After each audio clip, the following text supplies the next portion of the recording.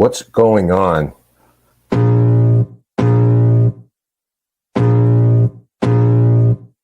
I can feel the blood creeping up from the heathens. Got will, got fight, got pride, got reason. If they wanna go eat, then you know I'm gon' feed them. If you're coming for me, hope you're ready for a demon. I got eyes in the back of my head, I'm seeing. Take me for granted and you know I'm leaving. I'ma take what's mine with the webs I'm weaving. I could take this crowd from seeing to believing. Got a taste for blood and my tongue keeps bleeding. From the words I spit, so sharp, so freezing, so cold. Behold, frostbite they feeling. I could tear you apart or I could go heal them. Don't believe in fate, don't believe in ceilings. I just need a taste and my mind starts feeling. I don't pace myself, I grind on kneeling. Got lust for change, I just love the feeling. I ain't gonna give up. Got too little time, I'ma live up. Head down, push forward through the tough times. Cause anything worth doing is a tough climb. I ain't gonna give up. Got too little time, I'ma live up.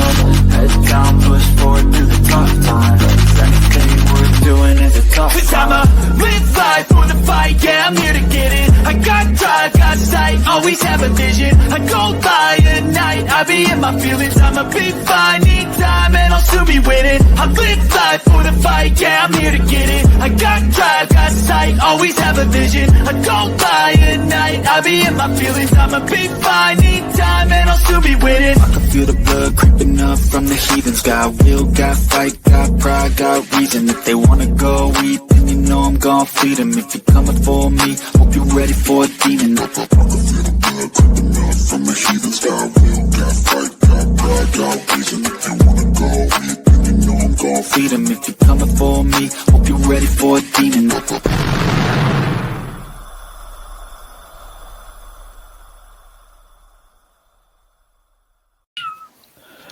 Who do we got on today, Ken? Is it anybody well known?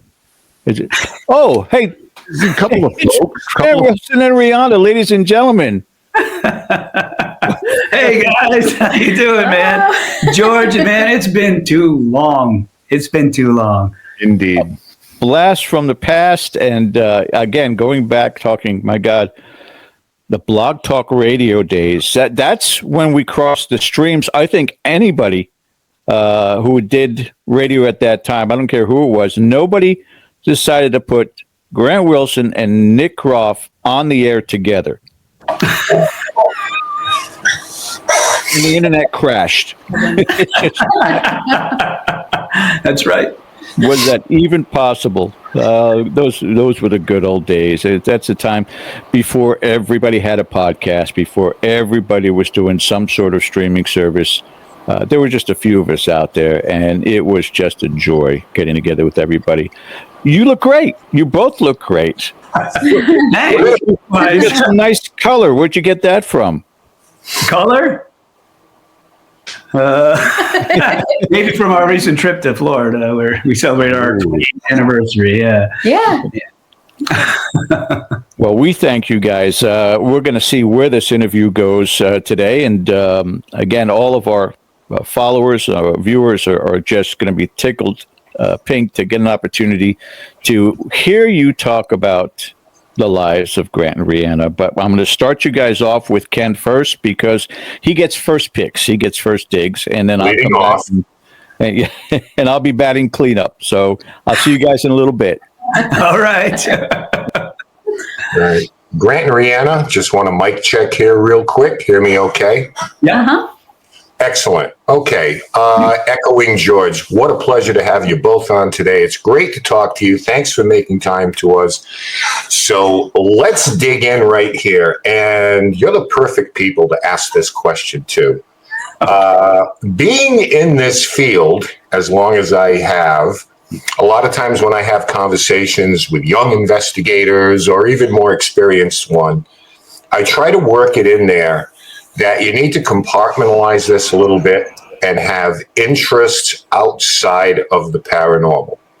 Because I've seen people, my words, not yours, get a little obsessed with it. So I wanted you both, because you have such diverse interests, to speak a little bit about finding a balance in your life where this is not all consuming. like it is a lot of people. And I think you are the perfect people to ask how you find that life balance between interests that you have. Well, that's an awesome question and very poignant. We've been involved in the paranormal our whole lives pretty much, and we balance it. Like if you come to our house, you probably wouldn't know that we are into it. And unless you come in here, right? Right. Well, we have one room in our house that we do a lot of stuff. Yeah. This is it. This is our fun room. But the thing is, I've noticed, when we were doing taps before the show, right? A lot of people, or even whatever, when people come and talk to us, they're like, I love ghost hunting. I want to be a ghost hunter just like you, which is flattering. But they talk about all the books they've read and they know all the haunted locations and all this stuff. And they'd be like, can we ever investigate together? And I don't steer, I'm nice, but I don't like to lead people astray, right? So I'll be like, listen, it's cool that you're passionate about this, but honestly, if you tried to be on our team, we'd say no. And not because for any other reason, then we don't need people who are psyched about ghosts. We need people who know how HVAC systems work. We need people who understand seismology and things like this. We need people with regular world knowledge. Right. And so many kids, that's worth more to us than someone who has read every book about a ghost, because you have to deprogram those people in order for them to look at it correctly, because it's not about Halloween haunted houses, right? It's about relationships and people. And there's a difference between a ghost hunter and a paranormal investigator. And this has been one of our biggest kind of hangups since we did the show. Is the show's called Ghost Hunters, but no one on the show is a ghost hunter. Everyone's a paranormal investigator. Ghost hunting is, hobbyist. You go out and you try to have an experience. You try the term is kind of a construct. Yeah. So I think one of the biggest mistakes in the field is blending these two terms together. You need to keep them separate. One isn't better or worse. They're different, right? If you love how the human body works and you read every book about it and you want, you think that's interesting, you're an enthusiast, right? But if you're actually went to school and are a doctor and cutting people open and doing surgery, that's different, right? Both fine. A ghost hunter goes out to answer their own questions and looks for evidence. There's not really a client involved. A paranormal investigator is about finding truth when someone thinks their house is haunted. So your concern is the people, dead and alive, and there's a problem to solve. There's a client to help, and a big difference, right? So what I guess I'm getting at to answer your question is, younger kids will come up and they have a passion for the paranormal, and they would ask things like, hey, what should I do? What kind of schooling should I do to become a paranormal investigator? And first we're like, well, it doesn't pay anything. In fact, it costs money. So it's not a career you want to get into per se. It's a hobby. And I say, if you really want, to become a paranormal investigator, go to college for forensics or, something else that helps you in your real world, put a roof over your head, put food on your table, that also is valuable as an investigator.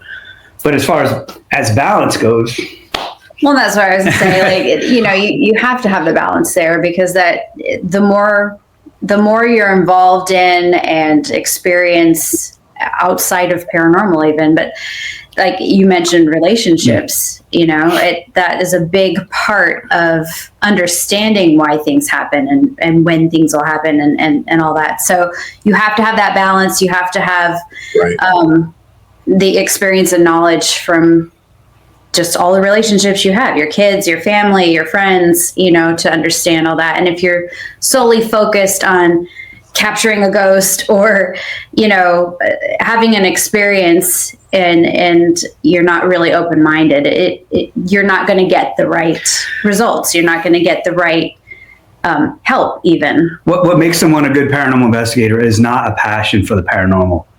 It's all the knowledge outside of the paranormal that helps you understand those situations better. Exactly. Agree. And so if you're not living outside that bubble, you're never going to, you don't have that balance, you're never going to be a good investigator. Right. And that's always kind of my point. Don't forget to live your life, because that will make you a better investigator. if you can step away and, like I say, compartmentalize this stuff, because oftentimes, and God bless them, people like every weekend, what are we going to do next? What are we going to do next? Go for a walk, go for a hike. Have other interests other than obviously your family, but, compartmentalize it a little bit and don't forget that. The other side of that too is honestly, if you are living your life and going out there and going on a hike or being a part of something, you're going to still have experiences in those situations, and you'll understand and recognize them more because you're more open-minded. You'll see things more clearly. Well, I was gonna talk something to the same effect, and that is the paranormal is not just at that local B&B, right? It's not just at that insane asylum down the street or whatever. It's we handle stuff right here in our house. When we work with clients and they can't figure something out, well, we tell them to tell the entities to come to our house and we'll help them here, and it works. It doesn't matter where you are. It's about relationships and vitality exchange. So the better you are at building relationships and maintaining relationships, the better investigator you'll be. But also, the more you balance your life with real life, right? Your paranormal life with real life, the more unshakable you'll be on an investigation, because your feet are on the ground while your head is in the clouds, right? So you have to bridge that gap. And a lot of times we've been able to help people out just a phone call and a conversation. Most of them, almost every case we handle now is long distance. You don't need to be there. Yep. No, I mean, they're putting a lot of trust in you, telling you something that they probably wouldn't tell family, friends, coworkers. So you take that trust seriously. It's like until, 5 minutes in where, you're like, well, this isn't making any sense. You have that meter if you've done this long enough but even a phone conversation to listen to a story, because we have people immediately who will call and say, I need an investigation. And it's kind of like, I think they've been prejudiced a little bit by television. It's like, now, wait, first tell me your story, because these are intrusive things, investigations, so let's see if we can get there first. To continue on, though, I mean, one of the things you're both into and known for is music. So I have to ask you both, Reanna, don't hate on me for this. I know that you play, you have to tell me what it is. Violin, fiddle, or the viola. Which is the violin. So fiddle, it would be. Okay. All right. So the burning question I have before we move on is, what is the difference between a violin and a fiddle, or is it just a regional thing? It's just how you play it. Yeah. Yeah. That's the only difference. What is that? It's going to be more like your bluegrass, fast country, you're fiddling. Freestyle. Where if you're just doing classical music and stuff like that, a violin. But it's the same thing. So we're talking semantics. Grant, you can take the next 5 minutes off. Brianna and I are going to talk about fiddles and violin. That's how she battles the devil, when he comes down to Georgia. True. Okay, so Grant took piano lessons as a youngin' in your early teens. So how did you both come to music? Two-part question. And number two is a musician question. Who were your influences when you were growing up? Who were you listening to and said, yeah, that's it? Well, contrary to what you just said, I took one piano lesson when I was a kid. I had been sitting in. I'm not going to need these anymore. No, I would go to bed and I'd listen to this radio station that played, kind of peaceful new agey music to help me go to sleep when I was 14. And I heard a piano song that was beautiful, but they never said on the radio who it was. So this is pre-internet. So I didn't know who it was. So I called the station next day and asked, and they had no idea.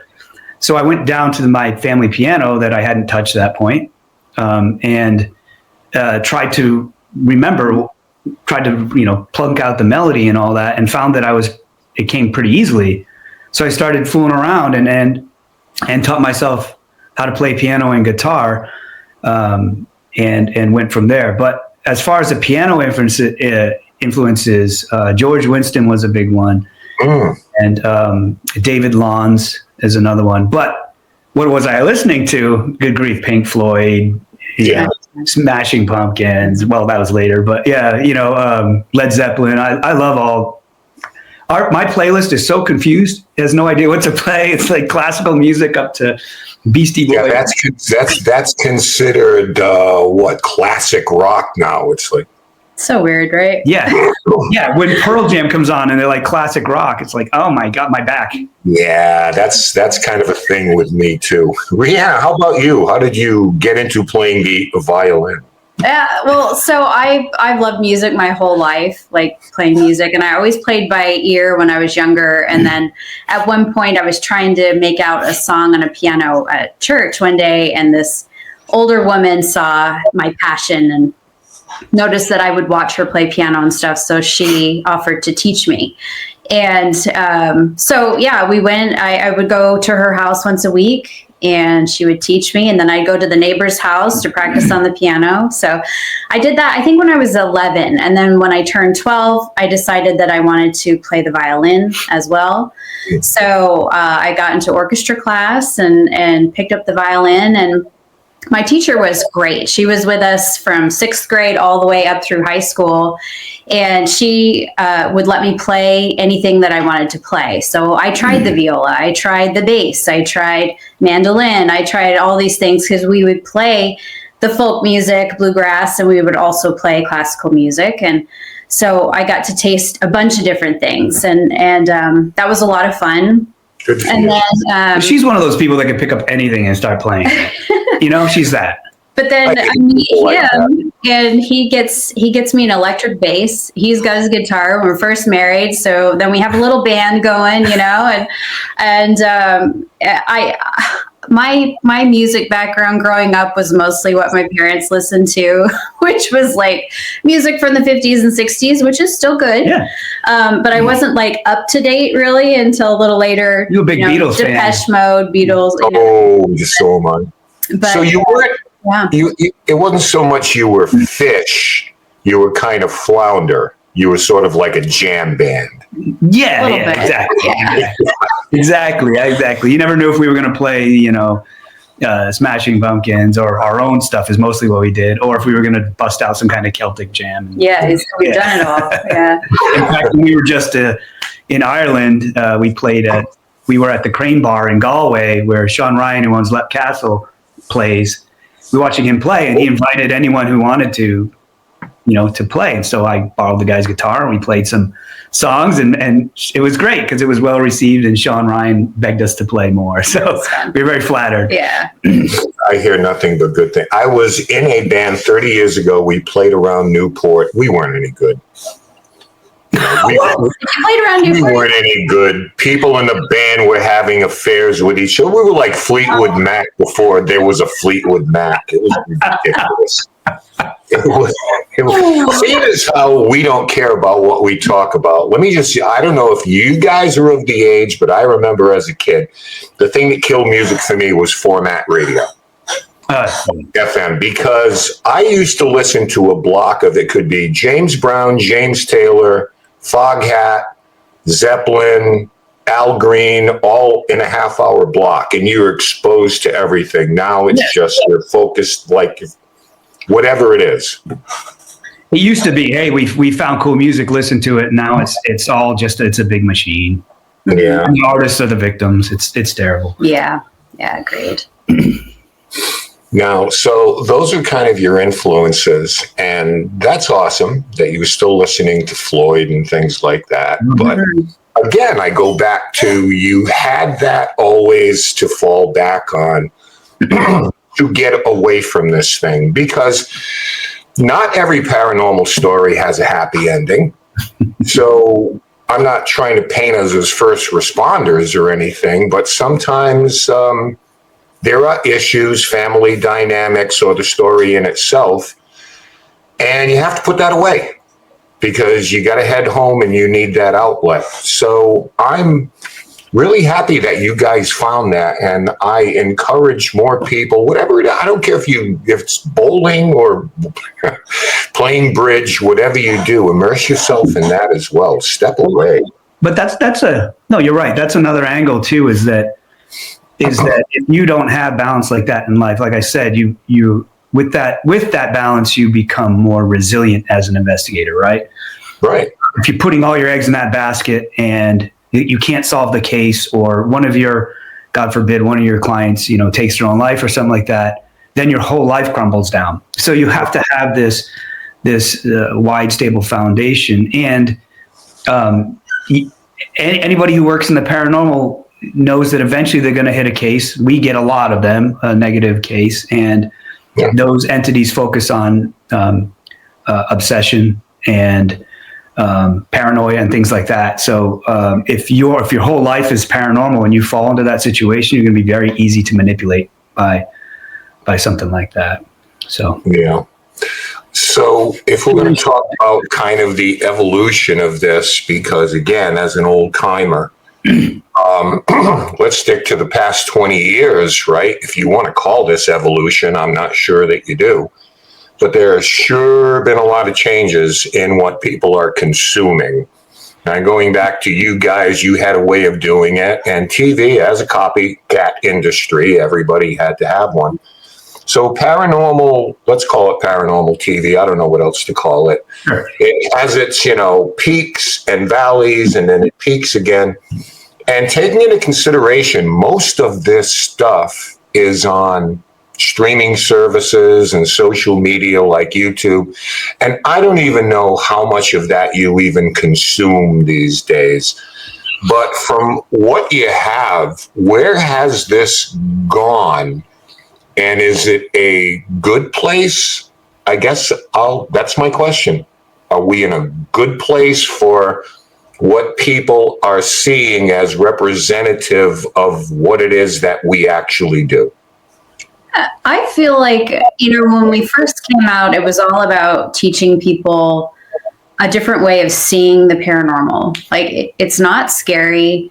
Here's what it is. And we came at a very scientific, very grounded way of doing things. And I think over the years, networks, they wanted that big punch. They wanted the jump scare. They wanted all those things. So where a lot of the shows may be trying to teach something, they also have to include these other things that aren't necessarily, what do you call it? Like beneficial, or they're not helpful in most realistic situations. Like, do things like that happen? Sometimes, but for the most part, it's not that way. And so I think for us, it was nice to be able to come back and do Ghost Hunters, a season beyond what the other show did when he and I did it together.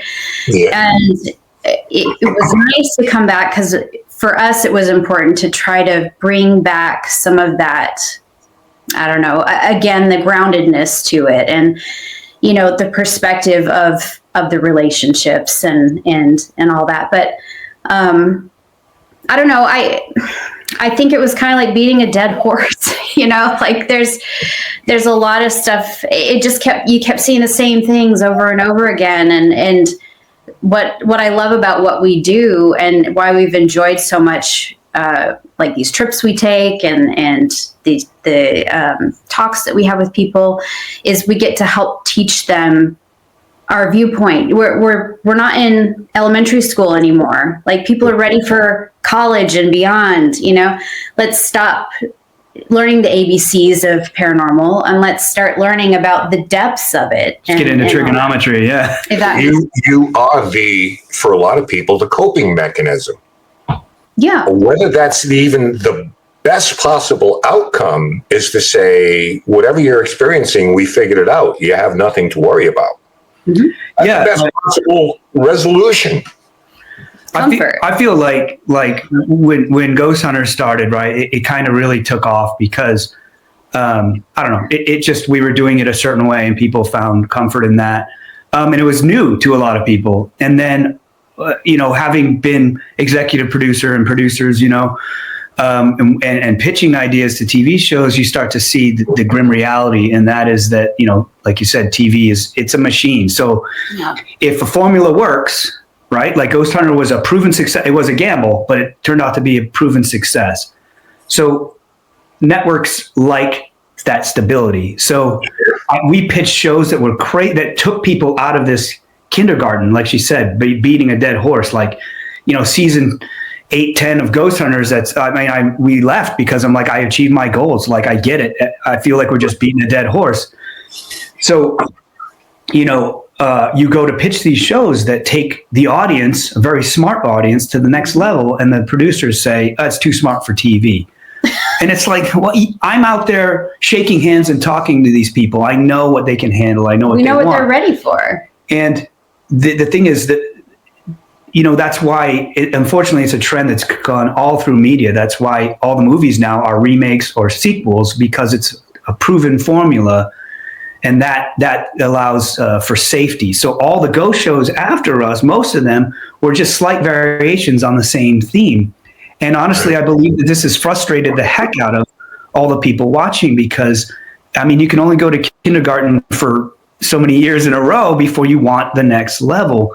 And the production companies will not produce that next level. So we have to go out and try to do it on our own. And I think where we are now is not a great place. I feel like for years, you can ask Reanna, for years, we felt the weight of what our show had done. It had opened a lot of eyes to what's going on out there. It impassioned a lot of people. And there's way more help for people who have paranormal problems. So that's great.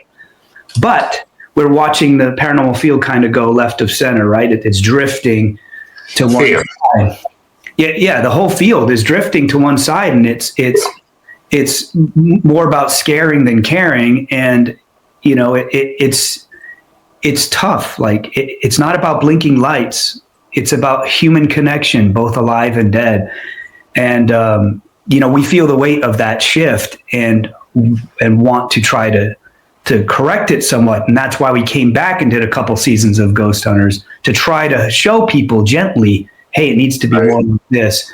But again, it's tricky because you're working with the networks and they're used to a certain formula. It's a daily battle. It's a fight every day to be like, we're not going to do that. You need to do X, Y, Z, Like, why'd you bring us in as professionals if you're not going to listen to what we say? So. But we're finding, too, that as we talk to people in person and, we're working on retreats and stuff, we're able to teach, and we're able to, like, people are hungry for the next level, and they're ready for it. They're starving. And, so that's been nice for us, is that when we're able to have those personal connections with people, we can kind of spread the new logic and ideas and things like that. I think that, doing a show in the manner you did is kind of the antithesis or the antidote to a lot of that stuff, because it's no longer, I think I have a ghost in my house and I have a demon in mine. What do you think of that? Mm-hmm. No, and Ken, you're right, because this is the other side of the problem, right? Is like Reanna was saying, Hollywood it's not just, wow, what these guys are doing is interesting. It's, if we're going to do a new show, we have to step it up. We have to amp it up, right? And so you see this slowly amping. And people think in order to get people to watch the show, they have to be followed by a demon. And there's stuff out there that I wouldn't call it a demon, but there's stuff out there that fits that description, and it's there. It's real. It should never, ever be handled on public television, because it always involves a real problem with the family, a problem that won't be fixed with millions of people watching the private lives of this family, right? So those need to be dealt with. They pushed us so many times to try to do negative hauntings on TV, and we would not do it because the family will never heal. And so now you get these people that are, everyone's like, wow, they're garnishing sympathy and attention by saying they're being pestered or, followed by demons. Very emo. And it's like, well, the fact that you're an established paranormal investigator and you have a demon following you and you haven't dealt with it shows me exactly what kind of person you are. Not only are you incapable of dealing with the problem that you said you could handle, right? You also stealing resources and attention from people who have a real problem. So there are people who are really dealing with negative entities that aren't getting the resources they need or the attention they need because you're out there saying you have it. It's like pretending you have cancer, right? And getting all the sympathy for people who have, the people who have cancer get. You don't really have it. So all that attention, money, energy, whatever you're asking is going to you who are living your own fantasy instead of the people who really have the problem. So yes, like to get to the next level, we're trying to keep it light here, but to the next level, you see how the paranormal field is way left of center. Yeah, and fear can be a powerful motivator. Oh, yeah. It can be a controlling influence over people. If you can convince people something malevolent and evil and dark is there, you can start to modify their behaviors by developing a dependence on me. I'm the only one who can save you. And it's kind of counterintuitive. Couple of more questions before I bring George back in here. And following along like that, do you find, let's say within the last, I don't want to put a time limit on it, but I don't know, the last 10 years or so, that there are a lot more what I call DIY investigations. These are people who have watched enough TV who think that they're proficient enough that they don't have to call on another pair of eyes, because I can purchase this and I can purchase that and I can get a recorder and everything. So number one, do you see more of that? And number two, is that necessarily a good thing? And I'm not just talking about, you're inviting something into the house, although there's merit to that. But again, we're going to use that obsessive word, which is why I caution people not to do it, because I know of cases I've handled where these people never leave their house anymore. They just sit there with a recorder on a beautiful day trying to get. So I don't know. You guys tell me if this is something that you kind of feel is going on, this little paradigm shift here. Yeah. So the problem is right there. This is some of that weight we were saying that our show that we feel, right, is that the goal of the show is to raise awareness so that people who who think their house is haunted know there's people they can turn to, right? Yeah. But increasingly, like you said, these people are less and less qualified. That doesn't mean their intent is bad. That doesn't mean, that they can't help you in some way.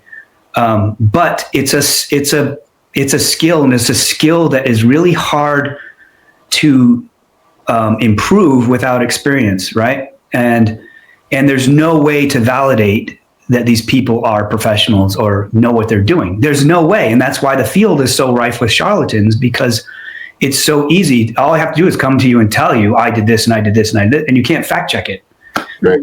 And so character is everything. So when you're looking at a team to join or someone to come investigate your place, you have to look with a microscope at their character. Are they asking for permission to do things, or are they just doing it? And things like this. So you have to really look at their character. And so you get these armchair investigators, and this is why I think we call those people ghost hunters, because they're not trying to help a client; they're trying to help themselves. They want their own. They want their own, right? And a lot of people, I remember all these events and questions and answers and stuff, and people would ask, hey, should I investigate my own home? And I'm always like, yeah, absolutely, go for it. And a lot of people would say, no, don't. And I never understood that until, nowadays it's really starting to show up. Like you said, people get so obsessed with it.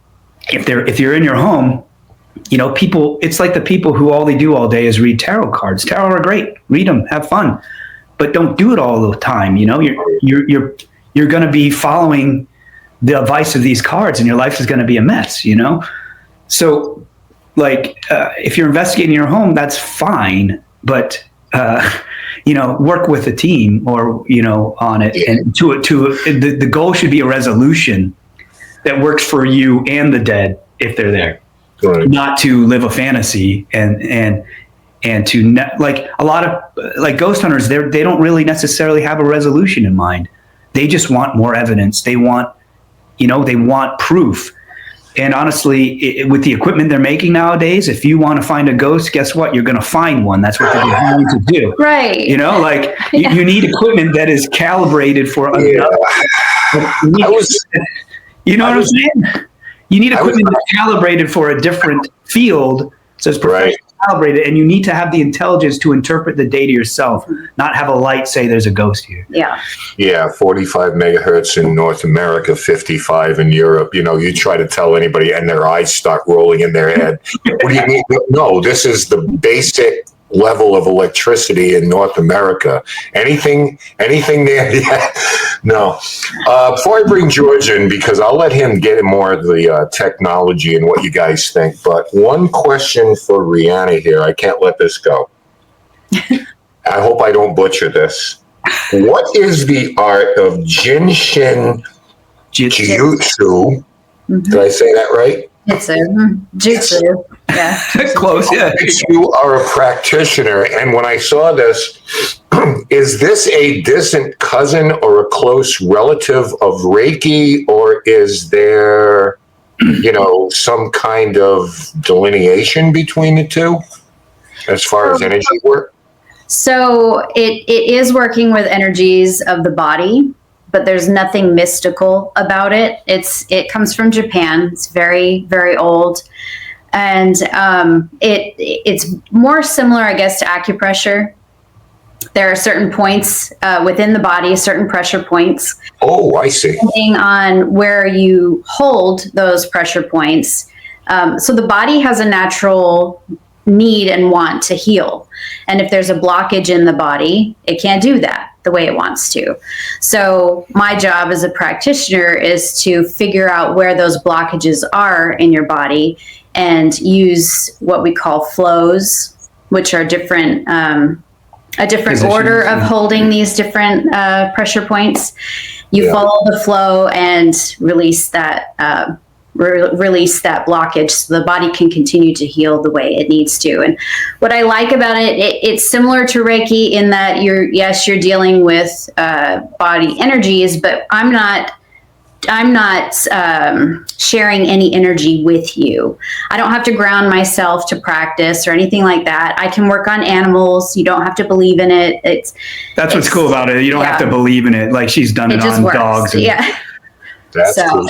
So there is probably less chance of a placebo effect on that because, I've read, a little bit about that. If you have a headache, you press over here or something, so it's more.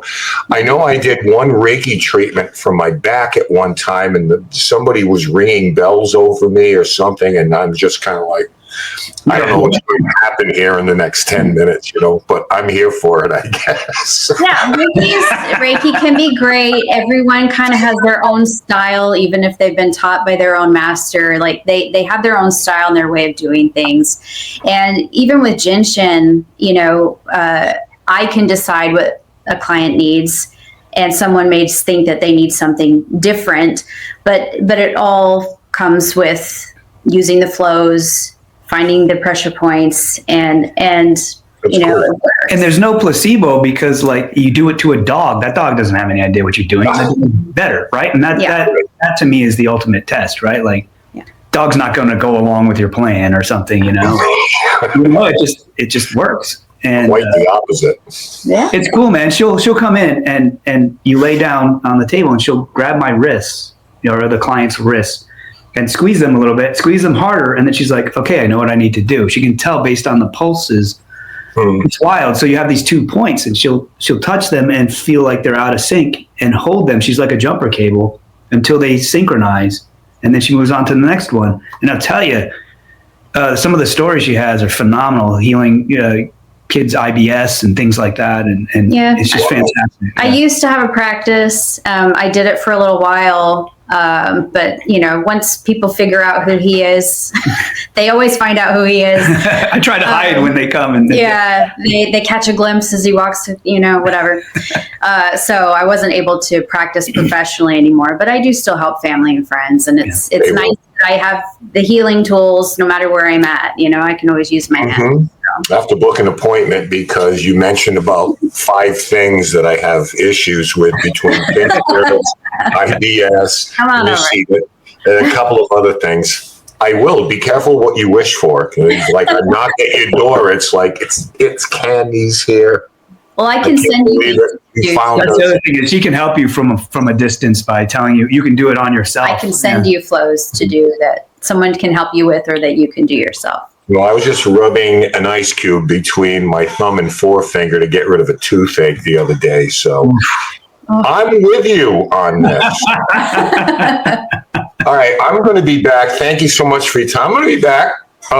Say goodbye, but I'm going to bring George in here right now in the second leg of this Inquisition. So we'll see you soon. George, take it away. Thanks, Ken. Thank you. Thanks, Ken. Good morning, George. How you doing? Hanging in there.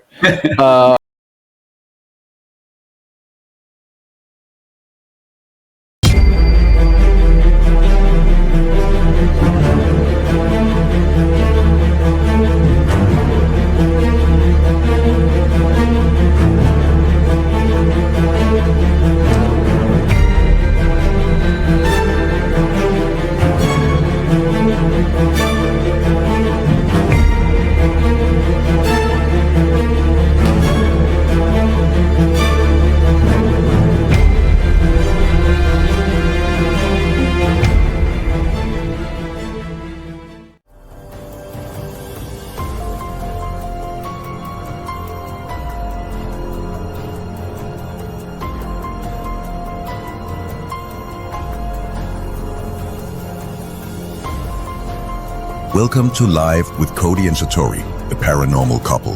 The show will be starting shortly. Please like, subscribe, and comment.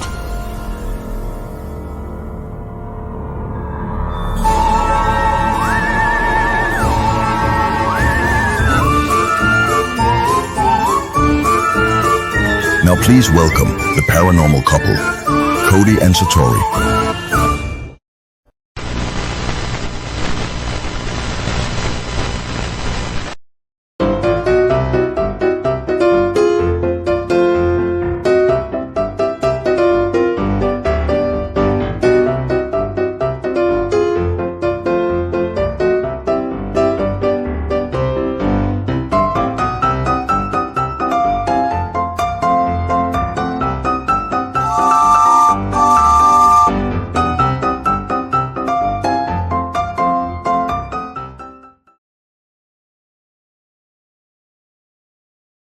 In cemeteries across the world, some headstones hold more than just names and dates. They preserve cherished family recipes, etched in stone as a lasting tribute. These recipes are more than instructions for a dish. They are connections to loved ones, memories of shared meals, and a way to keep traditions alive. In this series, we'll be honoring these unique culinary legacies by bringing these recipes to life. With respect and gratitude, we'll cook the dishes exactly as they were meant to be enjoyed.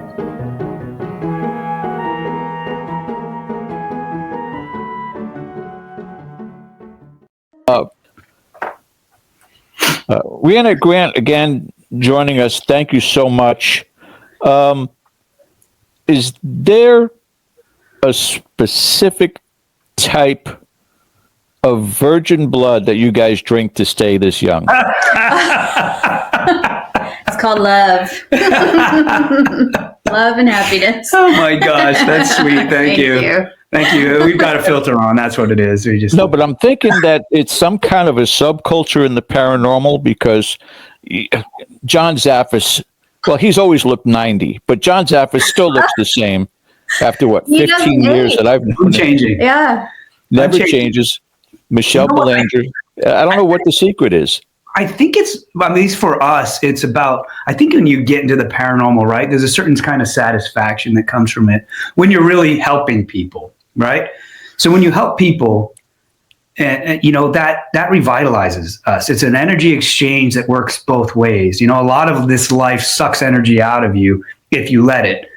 And you have to balance that. And so when you're dealing with all, you know, thousands of different cases and different people in need, and you always leave it better than when you find it, right? Right. That's a good vitality exchange, right? That really, really helps you out, and you learn through that process the importance of balancing relationships. You know, when you get a client, you have to get close to that client very quickly, right? Yeah. They have to trust you very quickly, and they're telling you family secrets and things like this. And so you learn very quickly how to keep these people in the proper orbit. And I think that skill translates to everything in life, and that reduces stress, right? If you're constantly, if every relationship you have is unbalanced, then more likely it's imbalanced, not in your favor. And so you learn these skills as a paranormal investigator, and how to get close to people, but in a way that keeps them at the right balance. And I really feel like that's a huge factor, if that makes sense. No, I think you're actually still drinking virgin's blood. No. What makes you say that? Reanna, I got to tell you, and I've shared this story before, but it's been at least a decade since I talked to Grant about this. But they're fond memories, and I wanted you to be able to share in this enjoyment to it. First time, I think that I got to spend some time with your husband was at the Stanley Hotel a long time back, and there was a raffle that they were doing at the time, and I bid an inordinate amount of money, ridiculous amount of money, and there was a whole bunch of us that said, "Okay, we get a chance to investigate. Let's go down to is it the concert hall?" Concert hall, yeah. Yep. And we're walking into that place, and we had been in there earlier. And as I'm stepping up towards the front of where all the chairs are at, and I said, "Yeah, what's really interesting is we're getting responses every time I talk to Mrs. Stanley's portrait." As soon as I said that, it sounded like somebody threw a bunch of school chairs down the stairs. I remember you telling me about that. Mm-hmm. That was awesome. Before I turned around, I swear if it was a cartoon, Grant's running at such a speed that neither his front or back leg was touching the ground. He was at a stride to go down those stairs into the basement to find out what the heck that was. And there was nothing disturbed. Nothing. Mm-hmm. Yeah. Strangest thing in the world. Let's just clarify and say that the inordinate amount of money you spent went to charity. Yes. Okay. Just to show people that you're a good guy. Yeah. And it was worth it. It was absolutely worth it. George, and we've had so many great discussions and experiences since then. It's just always a pleasure. Yeah. When we had, and I don't remember the name of it, I think it was the Biltmore in Tampa. You guys had a huge event there. In the very, very yes, early days. yes. Yeah. That was an event that went wacky, right? The people who ran that it went south. Oh, it was. It was a great time while we were there. Yeah. Because at some point in time, Dave Schrader took over, and it wasn't even his event. Yes. But I was still standing at check-in at the time, and you were in the far corner. There's a whole bunch of chairs and tables over there, and you took the time. Again, long stride coming over, hand out to shake my hand. And I'm like, dude, I'm nobody. There's got to be 60 people here. And then he goes, "George, how are you?" And I was like, that really was something. But you've been that way your entire time in the public eye. Very sociable with everybody. That's who he is. Yeah.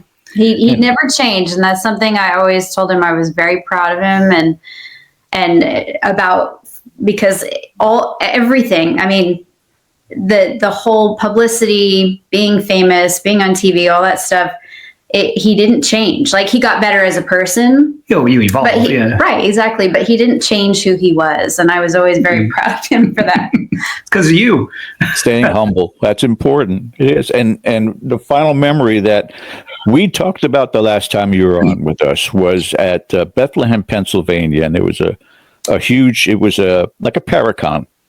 And they had a social going on there, the bar and weird band and the whole 9 yards. And I caught you outside. Beautiful night too.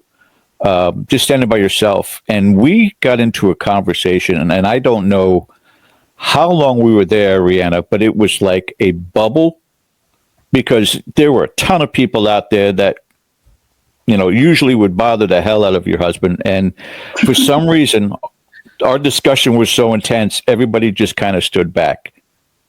And I don't know how long that conversation was. That was an impossible moment. Like that just doesn't happen. And so, I mean, needed to happen. That tells you something, right? It tells you something. It was. And that's one of the few times, again, with Mark and Debbie Constantino, may they rest in peace. They were there. It was good times. But I wanted to, again, the reason why I went over that is to prove that I've talked to Grant enough times. Reanna, I want to talk to you. See you later. All right. I would like to say that, George, really quick, because I always tell people, like, they'll come and talk to me, and then they meet Reanna, and then they stop talking to me. So that's kind of funny that you said.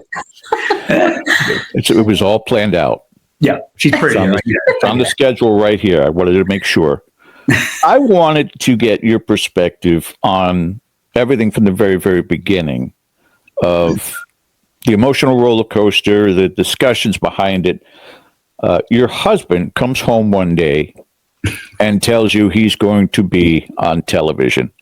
How did that go? The whole conversation doesn't have to be there, but just your expression to it. Was it disbelief? Was it excitement? How did that come about from your mind's perspective?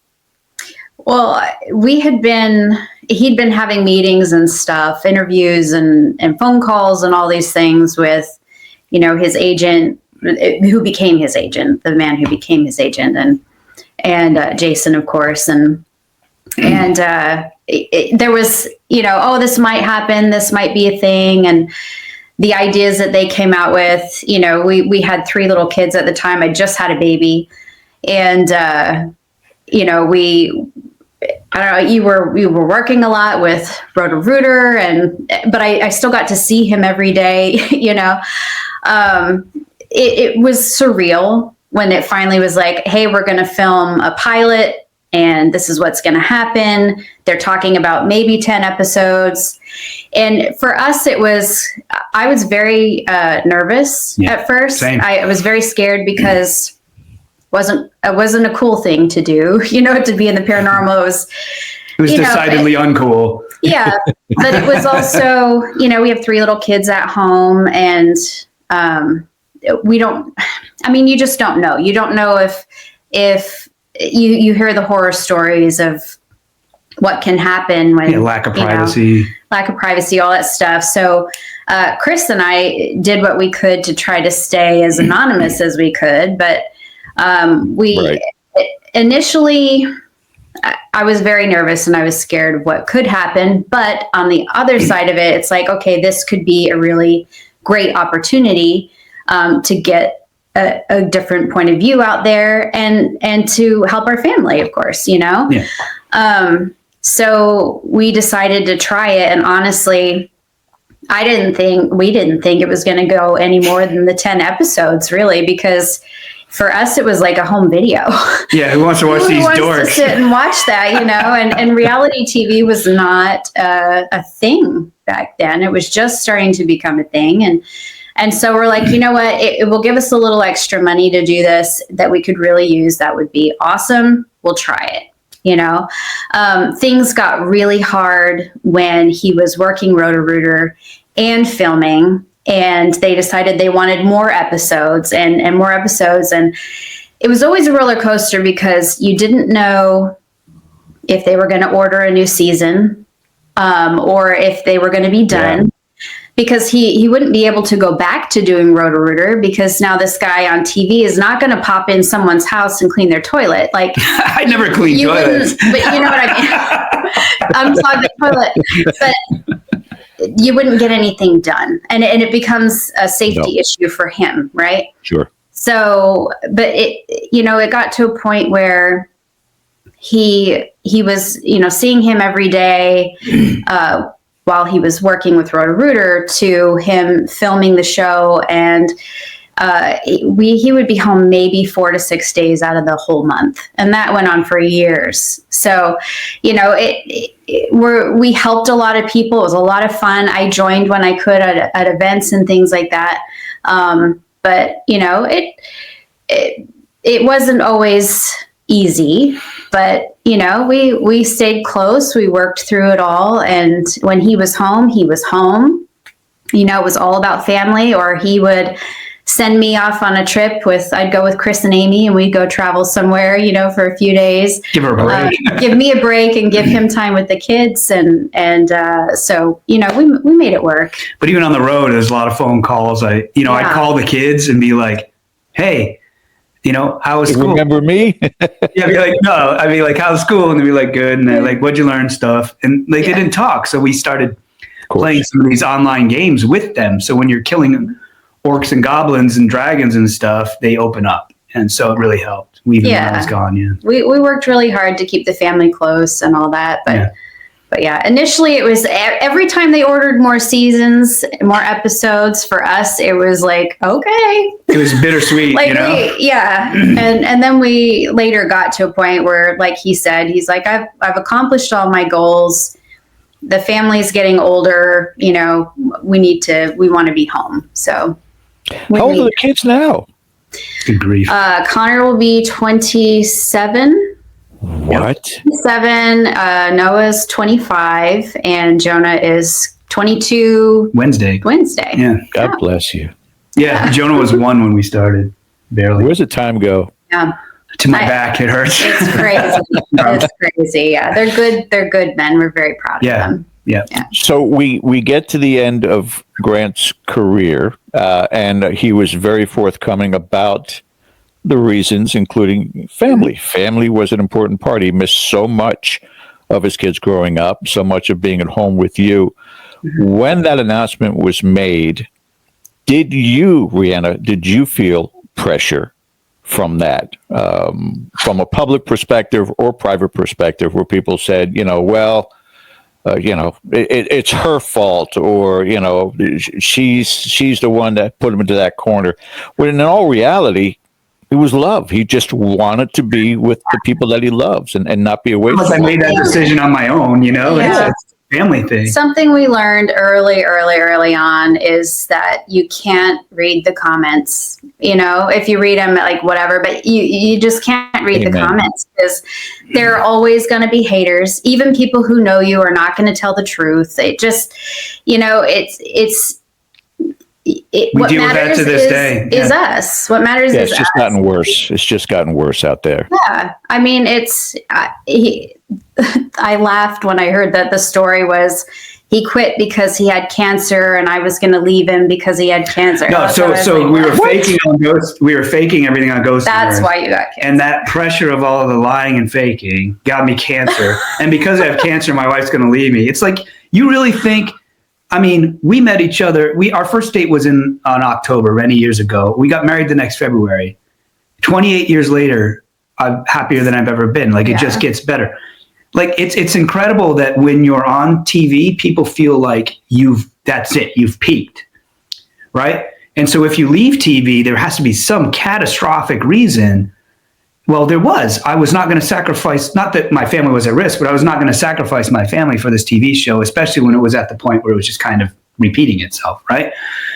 So it's just incredible to me that they think that why would you let that go? It's like, oh, why would I keep doing it, you know? And well, you still get, you know, you get an email here and there, or a message here and there of, you know, just... There's always someone like trying to weasel in or trying to create a situation. It's like, it's not going to work. It's not going to work with us. So people would when I was first leaving the show. Yeah, there were a lot of people that threw a lot of shade at Reanna because they thought she pressured me into this, and it's ridiculous. It's just ridiculous. And but it's funny. And then people would try to they think that she's leaving me because they heard the rumor, and they try to move in. And so you get these emails of all these people trying to hit on you and stuff. And I would just immediately, as soon as I got one or something, I would show it to Reanna. We would just laugh about it, you know? We were honestly at one event. I'm standing next to him, and this woman comes up and invites him to her room that night, right in front of me. To investigate. And I looked at her because I'm standing right there, and I said, "Sure, we'll come." And we did. We had an amazing investigation. And she wasn't very happy about it, but we brought our friends and everything. It was awesome. I've seen it firsthand. You guys literally had paranormal groupies. It's crazy. It's crazy, but it's funny in the same respect. I remember there was an event where, just the people are I'm in a lobby. I think it was at the Stanley, and I'm always in the lobby, and Reanna was there. And people come up and they chat, as soon as you're kind of done, people just keep chatting with you. And I was currently chatting with, a girl in her early 20s or something. And I'm just a goofball. I'm a kid. I got nothing. I've got a happy marriage. I'm happy. I'm not looking for anything. And I remember somebody came up to Reanna, and a lady came up to Reanna, and she goes, how do you handle that? How do you deal with that? And Rihanna's like, deal with what? Look at him. Just, he's just flirting with that girl or whatever. And Reanna just said, just wait. And so when I was done talking to that girl, she left, and a lady probably in her 70s came up, and I acted the same exact way. Same. And she was like, So anyway, what makes a difference, and this is advice for anybody that watches this, communication. Everything. Absolutely. Everything. Mm-hmm. Best friends. Mm-hmm. And don't by any means listen to others. Yeah. Because they have their own agenda. Yep. Number one, don't listen to them, and certainly don't reply. Yeah. Give them that attention. Because, that just pours gas on the fire. Yeah. It's a losing battle when it comes to that, because that's what they're looking for. The more outrageous their comment, they're hoping that they're going to go ahead and get a response from you. Yeah. Yep. And they're protected with their keyboard and their screen. But, we just don't play those games. We don't. No. So then now we're talking about the wife of a ghost hunter, now the partner in ghost hunting. Well, she's always been that. I've always been there. He would always call and go over cases with me, and I'd help and all that. Someone had to make a normal life for the kids at home, right? So right, you weren't in the public eye, but at this point in time, you guys are. But a lot of the breakthroughs on the cases on TV, not all, but a lot of them were because I called and talked to Reanna. And then when we got asked to come back to Ghost Hunters, and I got to produce with him. The kids were older, and it was so much fun just to be able to be there with him at the cases and to, I don't know. I love being behind the scenes because I could point things out, or I could hear what was going on with the other group investigating over here, and I knew what he was doing over here, and I could be like, hey, try this, or, It was such a comfort, George, to have her there on set every time, right? Because she's there and she's got earpieces, right? And she's hearing everything. She's got the whole picture where I only have what's in front of me, right? And so the producers don't know enough about ghost hunting to alert me to things, right? Where she does. And so, she's like, hey, they're getting this over there. Try that where you're at, and do this. Or she's unraveling the case in real time because she has all the information. Incredible. It was so much fun. Yeah. But now it begs the question that we've never talked about before. Who inspired who to start getting into the paranormal to start with? Well, I had very strange experiences when I was 15. And before that time, any kids interested in aliens and whatever, ghosts didn't really seem that weird to me.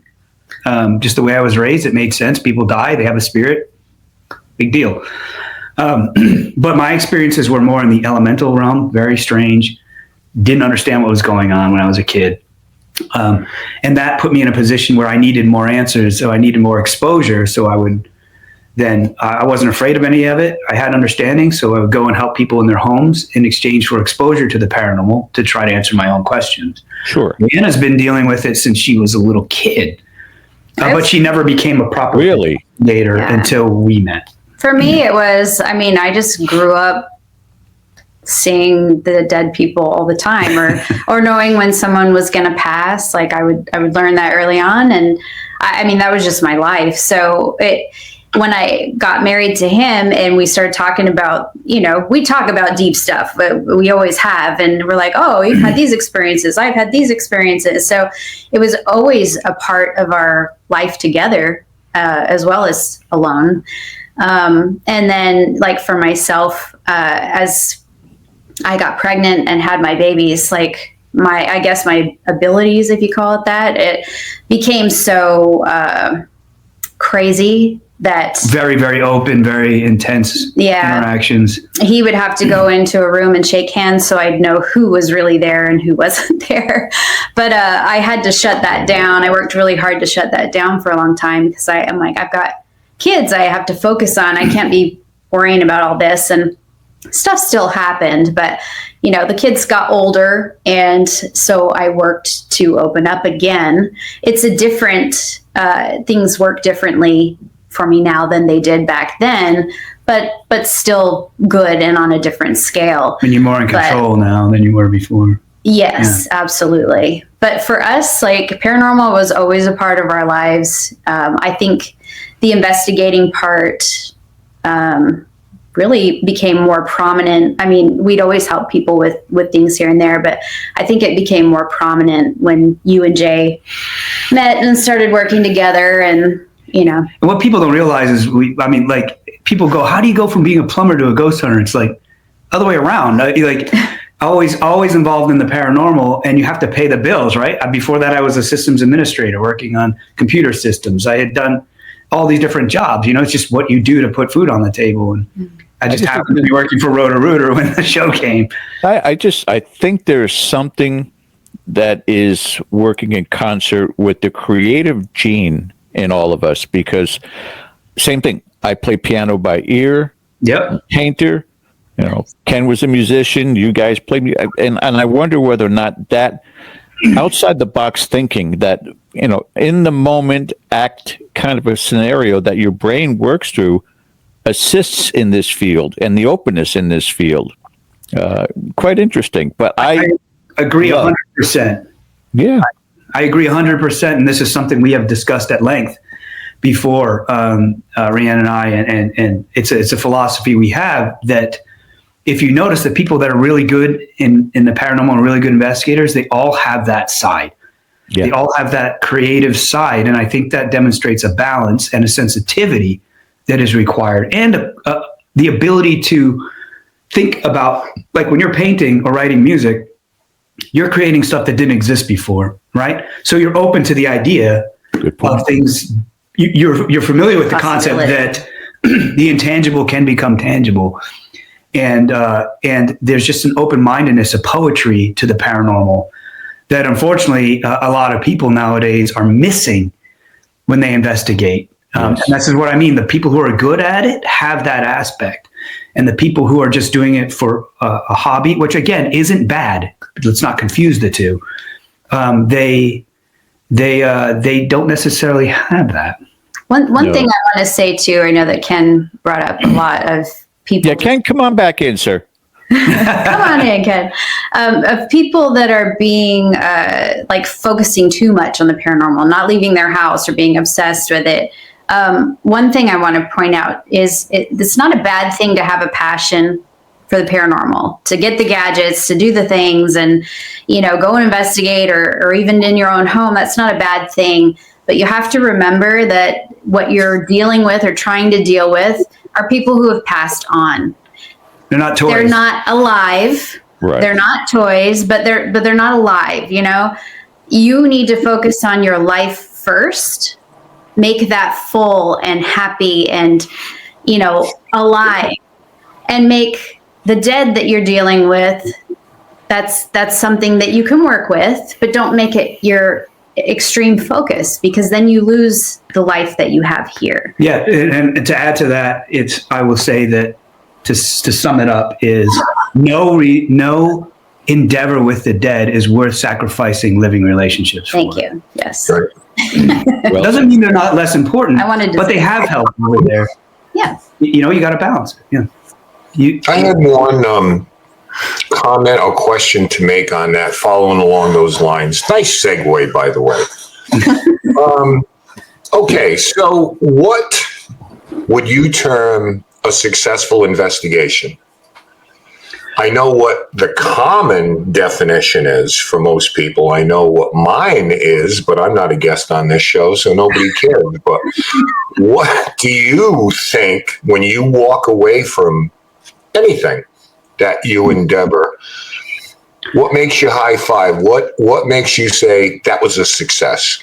Well, our goal is always to leave the client better off than we found them.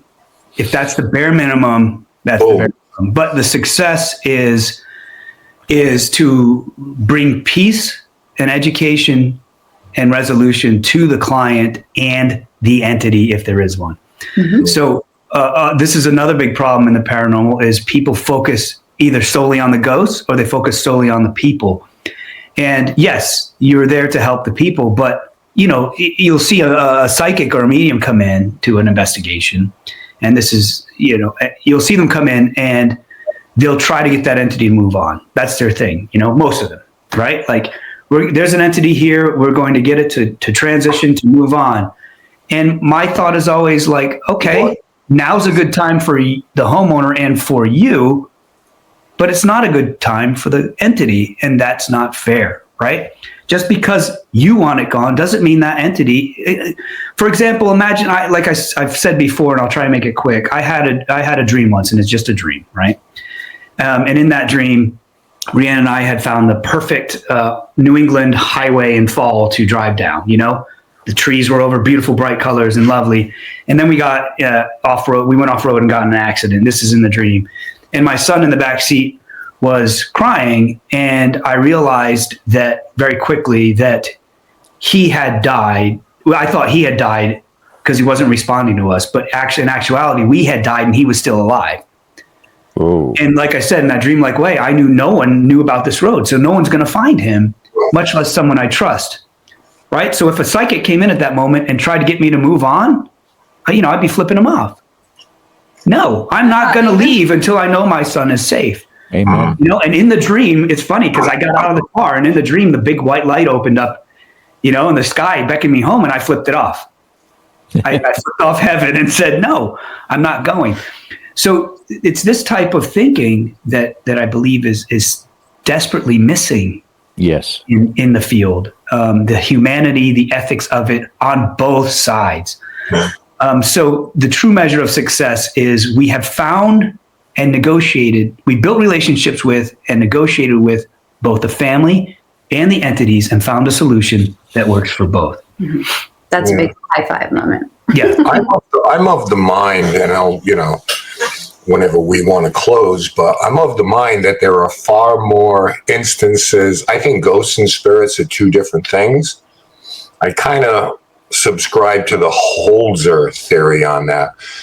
But in my own experience, I find many more have free will than are trapped, or what we like to call residual. They're there either because they're summoned or in vigilance, or by choice.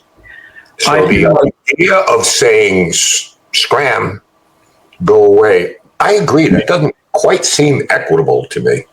Unless that's like if you have to if you want to help anybody, alive or dead, you have to understand them, gain their trust. You have to identify what their problems are, what resources are available to them in order to even begin to help them, right? And that's really hard to do when they're dead, right? It's harder to do. Mm-hmm. So I never feel like there's never not free will. Mm-hmm. Because if you're chained to something, like people talk about attachments with entities, right? Oh, it's attached. I'm not attached to my wife. I love her, so I will be where she is whenever I can. And it's not an attachment. I have free will. I can walk away from her if I want. But it's what I want, my desires as a person that chains me to a situation, right? Think of anyone you've ever known who's in a bad relationship and they don't leave. Can they leave? Absolutely. Who's holding them there? Themselves, right?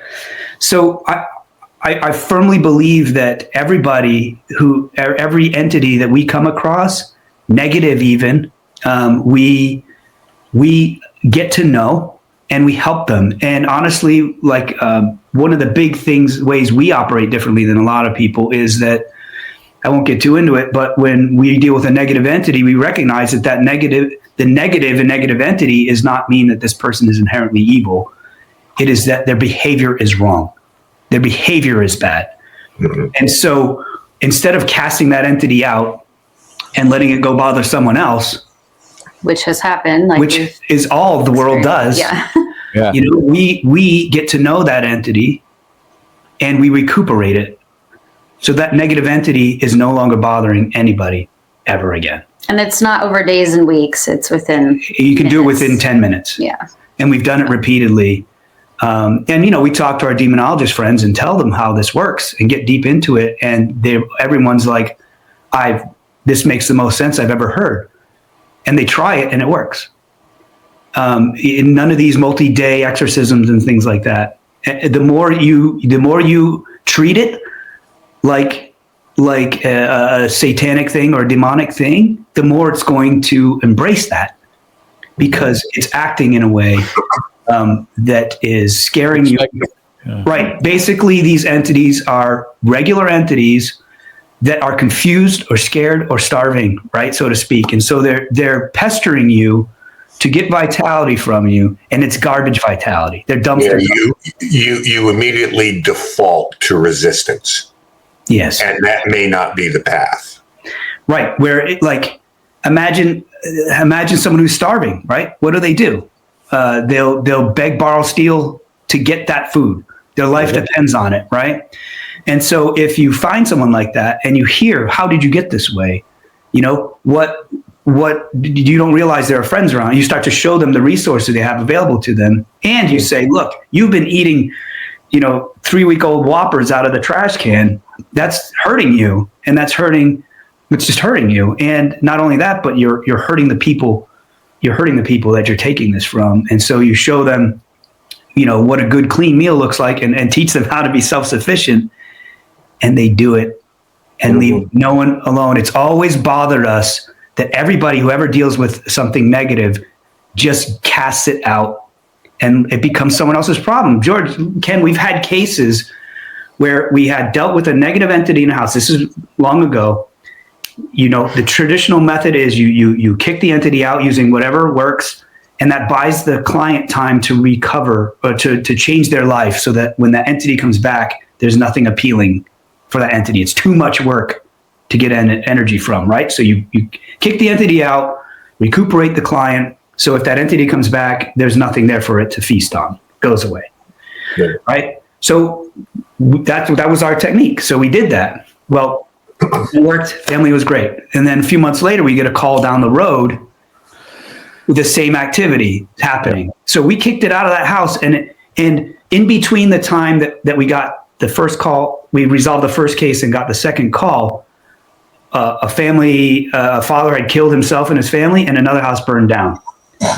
Right? So this thing just ping-ponged down the street. Yeah. And that's when we realized we're doing something wrong. We're doing something wrong, because the mentality is to just kick this thing out and send it back to hell, or weaken it and improve the client so that when it comes back, but it's just going to find something else, right? So you have to recuperate those entities too. Mm-hmm. And the big assumption, everyone believes this concept that they are eternally and intrinsically evil. And so why bother trying to recuperate it? Mm-hmm. And that's what's persisted this problem. And that's interesting that viewpoint, I'm not going to get too into it, but it's interesting that viewpoint that they can't be recuperated allows these entities to continually bother people, which keeps certain people in business. Rehabilitating behavior. If a doctor can cure all cancer, if he's a good doctor, he'll do it. If he's not, he won't. Right. Why would you work yourself out of a job? So, mind-blowing. Mind-blowing. Interesting. I think Reanna had a lot to do with this because of her energy healing, the things that she deals with. And she's like, it starts from the inside. It starts from here, not from everything else is around. That is a part of the fundamental reason why the energy is absorbed, create, or manifest the way that it is. But if you get to the core, and I'm almost positive you brought this up some 10 years ago, that mentality, that mindset, but it's not adopted to what we see today because it's not good for likes and views. Well, it's also seen by a lot of people as sympathy for the devil, and that's not what it is. Oh God. Yeah, so I don't want to even entertain that. It's ridiculous. But this is neat because that gives you kind of a glimpse into the stuff we've really been ever since COVID. The world made us stop. You couldn't investigate. You couldn't film. Right? You couldn't do anything in good conscience. And so we just put our head, put our nose to the grindstone, so to speak, and we just got deep into it and got to the core of what we call logical spirituality, or this path. We call it the unseen path, where what we've learned by getting answers to our own experiences has exploded into an incredible series of revelations for us that have drastically changed the entire view of the paranormal and made it all click. Everything makes sense now to us, George. It's very simple. We understand the mechanics of it. We understand the baseline mechanics or economy of spirituality and belief. And no matter what your system is, what we share, what we want to share with people, they will make their life better. Just any life, what we've learned has changed our view of life, death, the paranormal, and everything. Mm-hmm. And everything is, I think, it's hard to explain, but when we meet with people and they ask questions and we give them answers, we start to share some of what we've learned, and there's a real heavy thirst for it. Like we were talking before, time to get out of kindergarten. We've got the college courses, and when people hear that, they're really intrigued by it. So we're working very, very hard, building a whole curriculum that we can share with people and expose them to what we've learned and hopefully improve. It's not necessarily just paranormal investigators, but help everybody better embrace their spirituality and see the life more beautifully. And that's what leads into the paranormal. But I can tell you that just the three people that are on screen with me, I hold in such high regard because great minds think alike. And Ken and Rise Up Paranormal, the way that they handle their investigations is absolutely parallel. I've never seen them during an investigation be contentious or be combative. It's always this, let's have a conversation. Mm-hmm. Let us understand you. And the results that they get are mind-blowing. Mm-hmm. So kudos to all three of you in that mindset. Yeah, well, I think a lot of it is, and this is just me talking, one less SLS camera and more focus on the human experience and the human condition. Honestly, yeah. I would say that's a big thing we've been focusing on. We've been doing these tours with Mysterious Adventures tours, and we go on these trips around the world and all that. And we love it because we get to spend so much time with a small group of people, and we're going make a real impact. Yeah. Make a real impact. You can teach, they teach us, good conversations, but we're going into these historical places and doing investigations, but you don't always, because it's other countries, there are rules. You don't always, you're not always allowed to do a paranormal investigation, but you can go in and sit down and take a minute, meditate, and use yourself as a tool. So that's something that we've been teaching a lot of people too, is you are your best tool. And we're all tools. We're all tools. But according to my wife will back us up on that. But apps, certain tools that, again, like he said, are meant to find a ghost, they're gonna find a ghost. A lot of the apps that come out that spit out the words, their spirit box or whatever, they have a limited dictionary, and a lot of the words in that dictionary are not happy-go-lucky words. They're death, sickness, whatever. So yes, your best tool is yourself, and that treating the entities like you would treat another person is the way to do it. Like if someone comes into my house and just starts yelling at me, what am I going to do? Like get out, or I'm going to, you just have to treat the entities as a living person exhibiting the same behavior, right? Like, exactly. And it's funny now because we have equipment, but it's funny to see everyone bring their entire toolbox just to screw in a screw, right? They bring everything and they hit it with hammers and wrenches, and all you need is that screwdriver, right? So and we the right tool for the job. Yeah, and we found that we are using less and less and less and less equipment because we don't need proof anymore. Like I never really did. We don't need proof. We need understanding. So we need tools in communication. Less is more sometimes. Yes, exactly. You're not encumbered by all of this stuff because you're still. And I don't want to get into why I think the scientific method is baloney in this field, but that's another conversation because you're not going to get repeatable experiments because humans are volatile. We have good days, bad days, bad moods. That's why you go into a place, and you could name whatever place you want that's been over-investigated, and you try to say, what is going to make us unique? Am I going to ask the same questions that 150,000 people have? Are you a man or a woman? Are you, they've seen it all. So let's find out something about them personally. Lizzie Borden was a great example. I want to talk about her work with animals in the church. I'm not going to relitigate a freaking murder trial. Mm-hmm. Yep. And it worked. It just made us not better, but it made us different.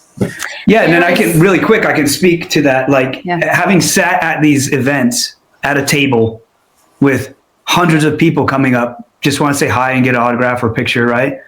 Like it's lovely, and I'm always very grateful for it, and it always comes from a place of appreciation. It's wonderful, but it's hard to keep these people in your head, because you're getting 30 seconds with them and they're saying, I love your show. I love what you've done.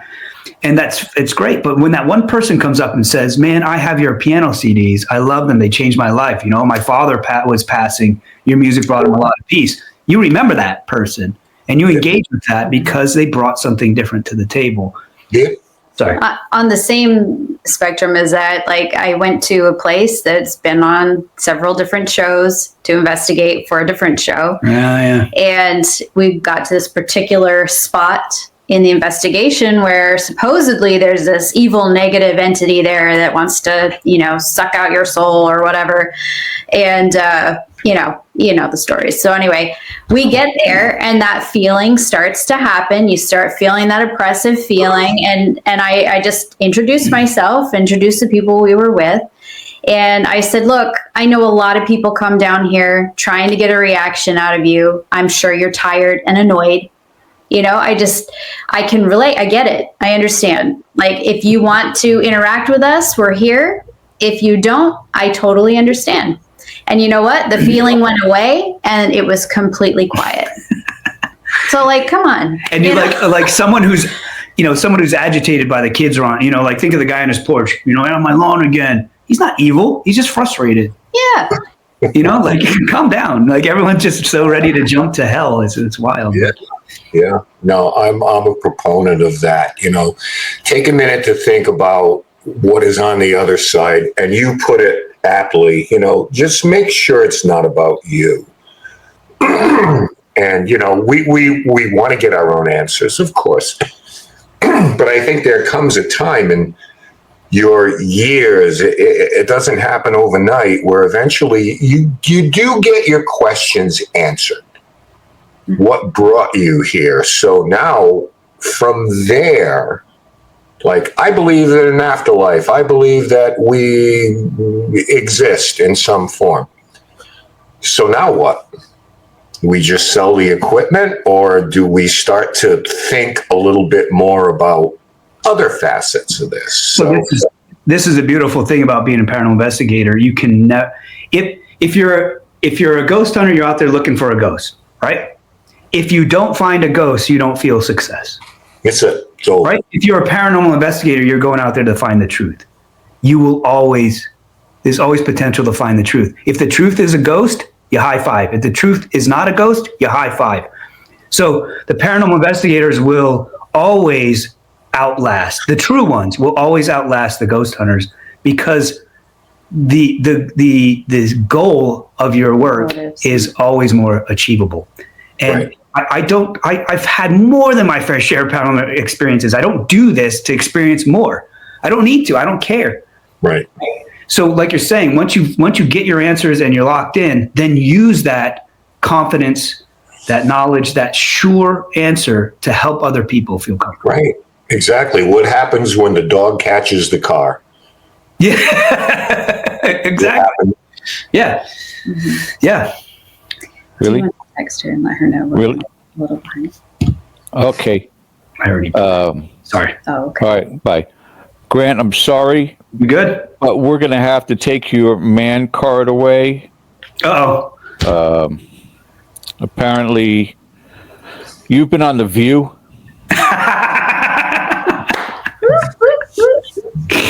That show needs to go away. So yes, again, this is part of being on TV. People come up to me all the time at events. And they're like, "I want to start my own show," right? There you go. And you're like, "Great. Do you like your life right now?" And they go, "Absolutely." I said, "Then don't do Then it." don't do it. Don't do it. Not because I don't want competition. It's just like you're going to be put in situations. I've done a lot of talk shows. They've all been very gracious. The View was the weirdest experience I've ever had. Backstage, here comes Barbara Walters, right? And she comes up to me, shakes my hand, doesn't ever look at me. She's shaking my hand and looking all around me. And she's like, "Nice to meet you." I said, "Nice to meet you too." And, I grew up with her on TV. And she goes, "There's just ghosts all around you." And then walks away. What is wrong with you? The problem with The View is Never meet your heroes. yes. So the problem with it is it's kind of akin to paranormal investigation, right? They invite the guest onto their show and then don't let them talk, right? They're asking questions, like massive questions, existential questions of me. I'm trying to answer and they interrupt me with their answer. So the show is not about who's on it. It's just a catalyst so they can say what they want to say, and fine, whatever. That's the show they want to do. But it's interesting how it overlaps to investigators. You get in the place and you do. A lot of people will ghost hunt and stuff and just stream it and all this stuff without helping the client. It's like, why are you there then? So yes, you never again. Never that show. Was Meredith part of that at the time? Meredith Vieira? No, I don't think she was on it. It was like Whoopi, and I don't know. It was like 4 women on there that just wouldn't let you talk. I always kind of laugh when I see Meredith Vieira and anything. She did well for herself, but it's like Channel 10 News. I remember you from Rhode Island. You were like, yeah. We did. Jay and I did. Who Wants to Be a Millionaire for Cure Kids Cancer, right? So we went there. Yeah. Yep. We did it twice, and it was just cool that she was the host when we did it because Rhode Island, Yeah. Right. Now, I just have to say this, and I want to get to where you guys are and some of the events that are upcoming, but I just want to say to Reanna, you're doing a good job with him. But she's the best. Likewise, he does a good job with me. But just to show, this was our last encounter, Grant and I, at the Upper Peninsula, Michigan Paracon. Yes. And so stay on top of him because I don't know this. Reanna Wilson, you just finished 4 new games with rather dashing. What do you do next?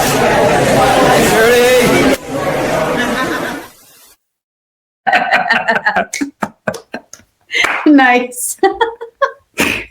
just That's awesome. blew me off. That's Full of himself. now in that. I say, Grant Wilson, you just released 4 games with rather dashing. Is that still something that you're involved with? No. So we had that company going, and we had a blast. We had a great time with that company, but it was very competitive market, and the margins are very thin. Sure. And so what happened was we were like, we got approached by a publishing company to buy it from us. And we were like, this is great, because it was a lot of fun, but it was a lot of also just stress, not because of what it was, but just because of the industry. And so we met with them, and they bought it and hired us to keep making more games. So it was great. We had none of the business side of it to worry about, just creative. And so we made a bunch of games with them. And then I decided that the partner that we were working with, he needed it to succeed more than we did. So we kind of stepped back and gave it all to him. And so that he could be successful with it. Then, I just felt like we were pulling from a pot that would be good for one person, but not great for two. So we're like, we don't need this to work. We'll step out, and you can go and become very successful. And he's doing well. Yeah. Now, I got a little bit of a glimpse scrolling through TikTok. By the way, you're on TikTok. Barely. On your Epcot trip, and besides the It's a Small World thing, which was funny, the other one was that you said, hey guys, we're coming at you from Italy. Oh, Japan, yeah. Oh, Japan in Epcot. And that is something that's coming up here very, very soon. I'd like you guys to talk about that, because there are people out there that would probably love this type of experience. And we'd love to share with them. We partnered with a company called Mysterious Adventures Tours. Maria Schmidt owns it, and she used to own the Seven Sisters Inn down in Florida. And lovely woman, very sweet person, chaotic but lovely, Very passionate. and very passionate about what she does. And Reanna and I were sitting here going, man, we sure would love to travel. Man, we sure would love to engage with people for more than 3 or 4 days at an event and really get to know them. And she comes out of the blue and says, look at this, I've got a travel company. We do supernatural tours. Would you want to be an ambassador? Absolutely. So what happens is it's Reanna and I, and you have a tour director, and we go to these incredible countries. We've been to Romania, Greece, and Ireland already. We were going to go to Prague, but we're pushed that to next year for reasons kind of beyond our control. But this October, we're going to Japan. Now, what we do is we don't just go and take the photo and buy the T-shirt, right? We try to make sure that when you go on these trips, that you're safe, you're with a great group of people, and that you experience all aspects of the culture. So you see touristy spots, right?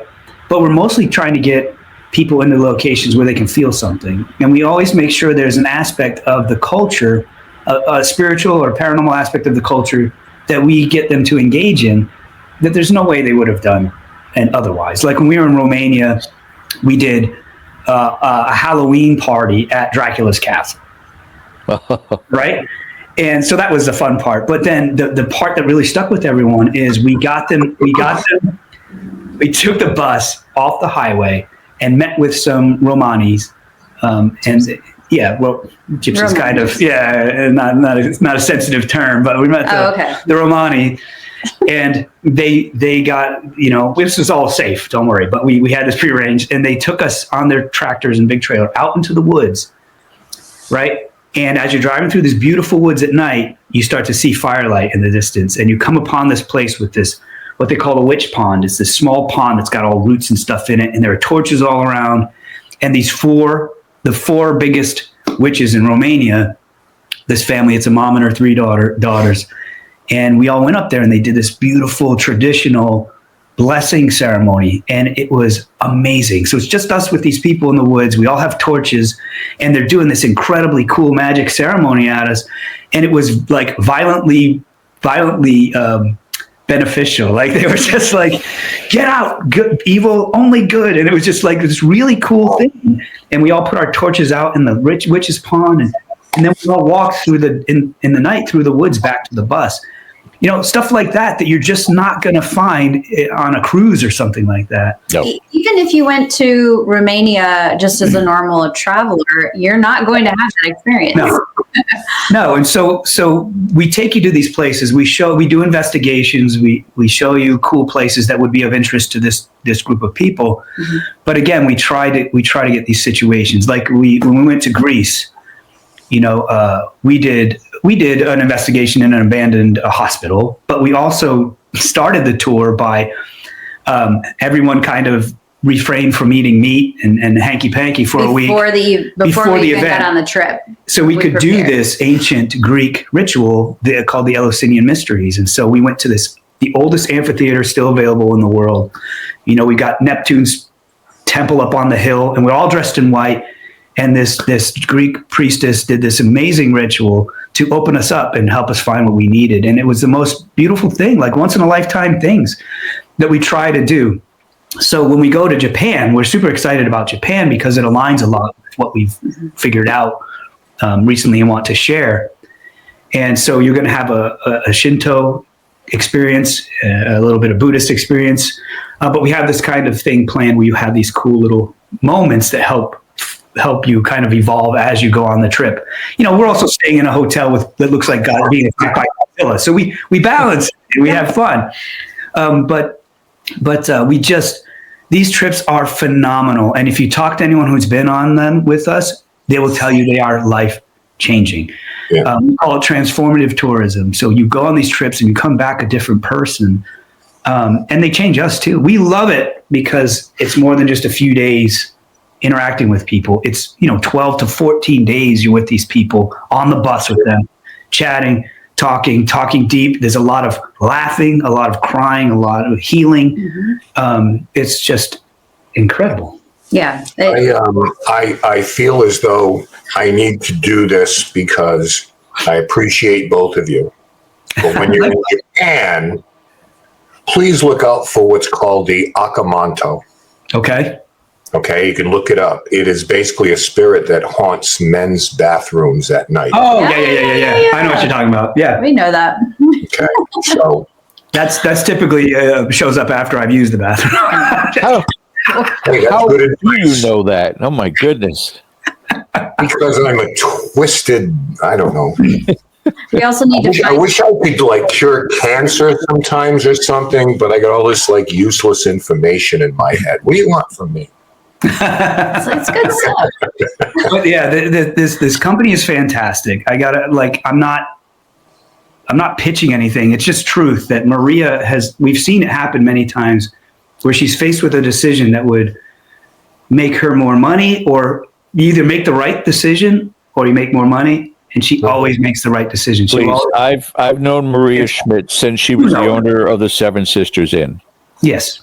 And we became fast friends. They got the beautiful breakfast every single morning and bacon just for me. And, we spent many a time over there visiting with them. It just, unfortunately, Seven Sisters Inn, which they listed as a 5-star, bed and breakfast, was in a fairly poverty-stricken town. Yeah, it's not a great place. And so people just were not clamoring to get into that place as much as possible. But yes, without question, Maria's fascination with the field, almost obsession with this field, is infectious, and it gets everybody on board and involved with it. So I'm glad that she's finding a successful outlet with this Mysterious Adventure Tours on Facebook. They're not booked up yet, as far as you know, correct? We still have room. No, there's still room, but it is moving. So what's nice too is that she offers, again, she doesn't have to do this and no one else does it. She offers an interest-free payment plan. So, and she'll work with you. If you really want to go and you have issues, just talk to her. She'll pick up the phone and help you out. But it's not just the trips. It's not just the things we do. The people who come on these events are another level. They're hungry for good conversation, and you get these people and they're all a like mindset, and they become a family very fast. And we still talk to people. We have these groups online. We're still talking with these people, and we help and support each other. And if there's anybody on the trip that has special needs, everyone works hard to accommodate them and to help them. Just the attendees. It just gives you an insight into the type of people that are really passionate about this. And we hear a lot from the travelers that come, like, I can't talk about this kind of stuff with anybody around me, family, friends, whatever. They look at me like I have 3 heads. They're like, it's so nice to be surrounded by people that I can say what I'm feeling and they're not going to look at me weird. Like, Right. a lot of times it's hard for people to find that kind of community. And the way Maria does it is you have a community. She sets up a Facebook group and you have access and communication with those people. People from our Romania trip that we took over a year ago, they're still chatting daily. So it absolutely is a community. It's awesome. That's incredible. Ken, did you have anything else? I have just run out of gas here.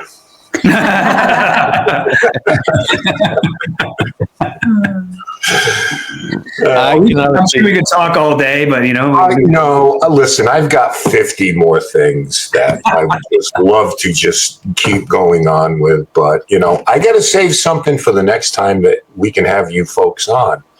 Let's do it. So I'm going to leave some stuff on the table for you. We got a lot more to share. So much more. Thank you for having me too. We're here for it. You were the shining star of this show. No question about it, Reanna. Again, we've reconnected, which there's a long period of time where whether you were busy, me doing what I have to do here at home, and it was refreshing and it was nice and it picked up like you would expect with any other friends that you haven't talked for the longest time. Like no time has passed, and that was the amazing part to it. And I'd like to keep that mindset so that if in 6 months or after your trip to Japan that you say, yeah, I want to come back. We want to talk about everything that we experienced, everything that we've done. We'd love to have you back. I want to hear about Japan. Yeah. We want to tell you about it. We're it's excited. Be great. Yes. So Grant says, it's like my bathroom was just really weird that night. Haunted. Super haunted. Yeah, terrible. Before we let you go, the only other question I have is, can you book Whoopi Goldberg for us? I don't know if you want her on there. Worth a try. Grant Wilson, Reanna, God bless you guys for everything that you did. Hard pass. Everything that you guys do. We thank you so much for who you are in this field. Continued success. And please keep in contact. We'd love to hear from you again. Always. And thanks for the work you guys are doing. Yes. Thank you. Stay steady, stay strong. All the best. This has been a joy. One of my favorite days to spend. So thank you so much for that. Thank you. And thank everyone for watching. We appreciate it, guys. We'll see you next time. Thank you. Thank you. I see her rolling up, Uber black Cadillac, high heel boots and a sexy body full of tats. Baby's bad, oh baby's hella bad. After her there ain't no coming back. Wanna take a run at that. I think she's feeling me, turn it up a few degrees. My imagination of her body gets the best of me. Oh gosh, she's such a tease, bitten lips,